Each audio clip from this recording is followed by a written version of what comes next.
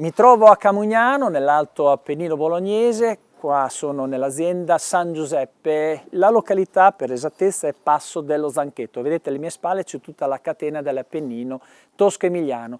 Partiamo da qua, questa è un'azienda zootecnica, allevano bovine da latte, molto prodotto viene trasformato, ma ci sono altre attività che svolge questa azienda.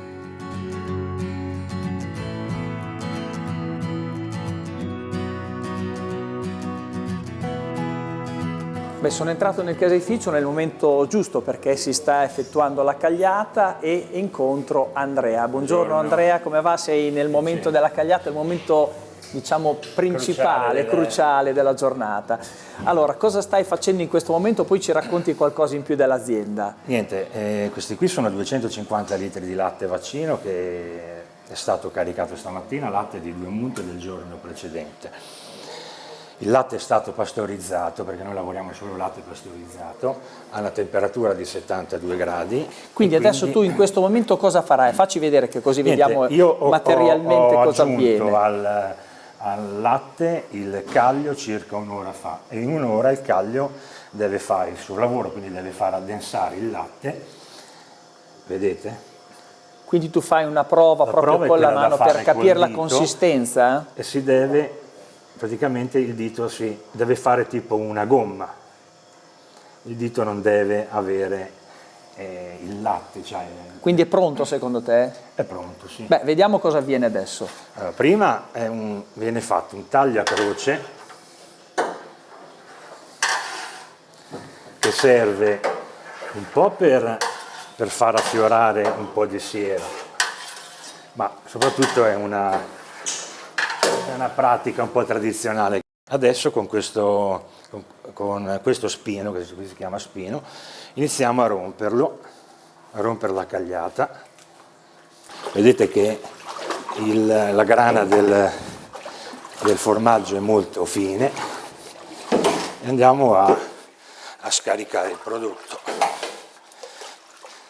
Allora adesso è il momento dello scarico, sì. Quindi questa cagliata andrà a riempire le formelle che produrranno la cacciottina. Che vanno a produrre la cacciotta, una volta scaricato, poi vi faccio vedere, devono essere strette a mano per eliminare la maggior parte possibile di siero. Intanto ci ha raggiunto Alessandro, che è tuo nipote, sì. E anche tua moglie Agnese, buongiorno, che sono insomma i vostri collaboratori, lavorate tutti assieme in questa azienda che è di sostanza un'azienda familiare, che è la forza, no, della vostra impresa.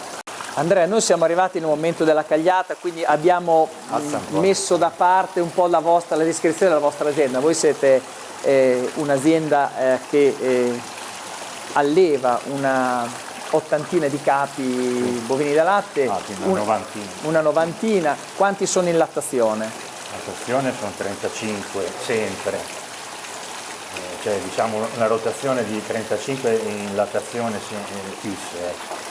Tutto il latte viene trasformato oppure anche una parte la conferite? Il 50% viene trasformato, il 50% viene conferito alla Gran Latte di Granarolo. Quando nasce questa azienda con questa impostazione?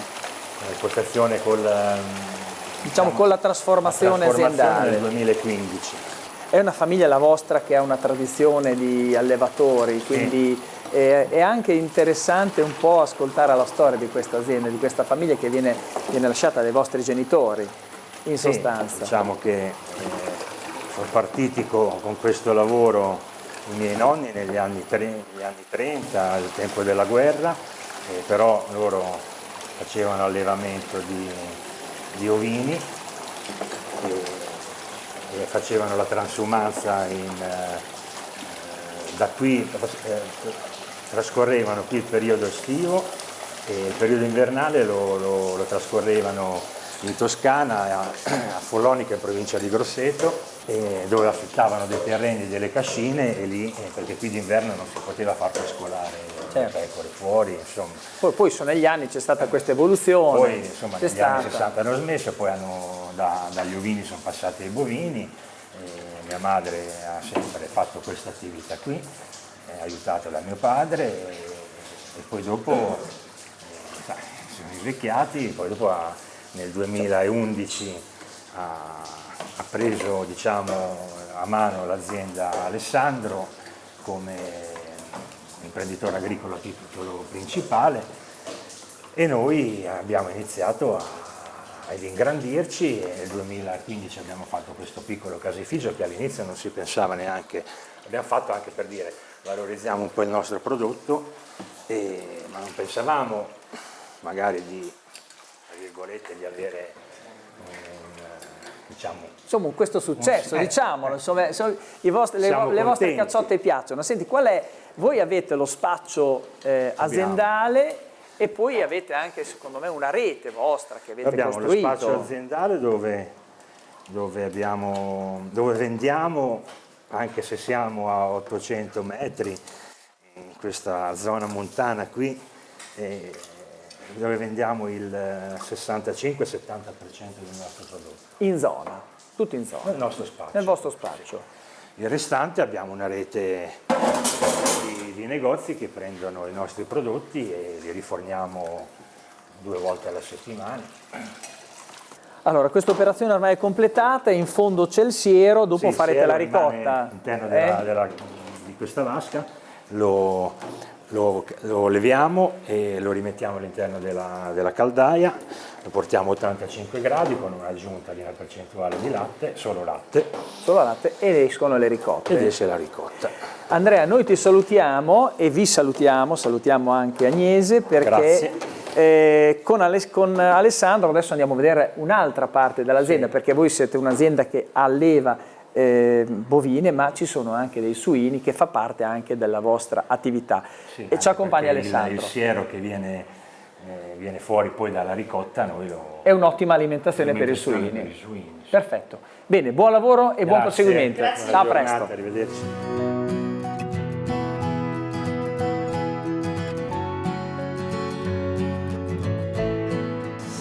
Alessandro, una mandria di Pezzata Rossa sono quelle che insomma producono il latte che abbiamo appena visto trasformati in formaggio. Abbiamo detto una trentina di capi, è una razza che produce un po' meno ma di grande qualità. Di grande qualità, sì. Noi abbiamo scelto questa razza qui già anni fa perché è una razza che è più abituata a stare in queste stalle tradizionali e ha una resa del latte inferiore, però a qualità è molto maggiore e quindi si presta più di più per la nostra attività, che è quella della trasformazione dei prodotti.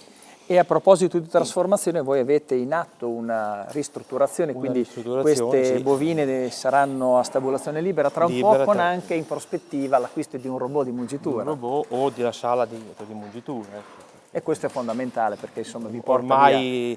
Il futuro è quello lì, è quello. Anche se magari non è un momento migliore, però insomma il futuro è andare nelle stalle libere, nell'animale libero, dove quanti ettari di diciamo a pascolo, comunque a medica, coltivate per alimentare le vostre Noi siamo autosufficienti con il foraggio e abbiamo un'estensione tra quella di proprietà e in affitto su 85-86 ettari, dove una parte è destinata al foraggio e l'altra parte alla produzione di cereali. E infatti noi somministriamo solo fieno secco ai nostri bovine, in più abbiamo la linea con l'autoalimentatore dove 6 volte al giorno viene somministrato un nucleo, e in aggiunta diamo 1 chilo e 2 di orzo schiacciato 3 volte al giorno e una volta di farina gialla, per dare più energia alla farina gialla. E l'orzo schiacciato è un prodotto che è rinfrescante ed è utile anche per il rumine. Abbiamo detto, tutto di produzione nostra. Abbiamo detto che il siero, alla fine, il sottoprodotto della lavorazione va anche ai suini. Sì, quanti suini avete? Abbiamo una ventina di suini che alleviamo noi, è un piccolo allevamento. Ecco, solo. Insomma, è un'azienda che ha ciclo quasi chiuso, nel senso che tutto quello che viene prodotto viene utilizzato in azienda. E trasformato. In azienda,